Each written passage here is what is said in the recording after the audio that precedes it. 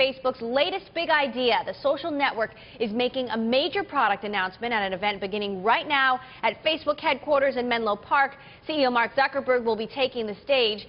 Facebook has unveiled a number of new products this year in a bid to boost revenue, including a new search service in January, an update to its homepage in March, and Facebook Home, an attempt to turn Android phones into Facebook phones back in April. As for what Facebook will announce today, Bloomberg has learned Facebook will unveil video sharing tools for Instagram, stepping up competition with Twitter and its video sharing service Vine.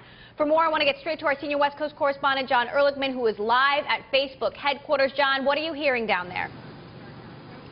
Well, the journalists have gathered, Emily, as they often do, a few dozen of them, and the setting is a little bit more intimate than the last big product announcement, the Facebook Home software announcement that you referenced, which felt more like a big smartphone or phone carrier announcement. This one, you know, they've got spa-like music inside. There are a number of Facebook software engineers that are mulling about. And if this is an announcement of video as part of Instagram, it would certainly remind us of how important the Instagram story is to the overall Facebook story. And they covered up the big thumb when you come to headquarters here, of course, the like button, and put up a sign that said, we've got a small team working on a big idea. And the Instagram team is relatively small, and yet this is one of the big potential growth stories for them since that acquisition that Facebook announced right before it went public, and at the time valuing Instagram at $1 billion. We have seen that service continue to explode, 100 million users plus now, and obviously they've got to figure out how exactly that translates to the business side. For now, they really want it to continue to grow. Maybe you add video, maybe that makes people more engaged. I'm sure a lot of investors are going to be curious about the money-making opportunities tied to this, and we'll see what Facebook has to say about all that, hopefully in a few minutes.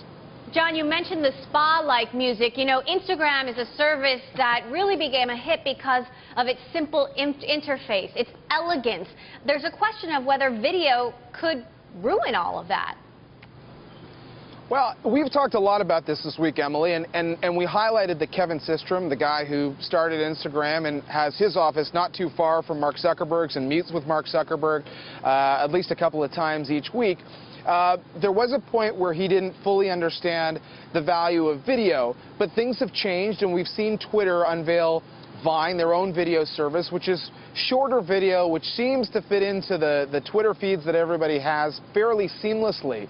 And so I think if they can try to match the experience they've been able to enjoy with photos, I mean, hey, on the one hand, it's just pictures. On the other hand, there are 100 million people that are actively sharing those photos all the time. If you can find a way to keep them more engaged and do so in a way that isn't too disruptive with video, why not do it, especially because of the advertising potential down the road? Not to suggest Facebook or Instagram are going to have any announcements like that, but the mobile video market continues to grow. I think there's an expectation that the mobile ad video market is going to grow by more than 100% this year, and the digital video ad market we know already is larger and continuing to grow, maybe 40% in the U.S. this year. So there is so much opportunity that maybe they'd be hard-pressed not to go in this road or down this road.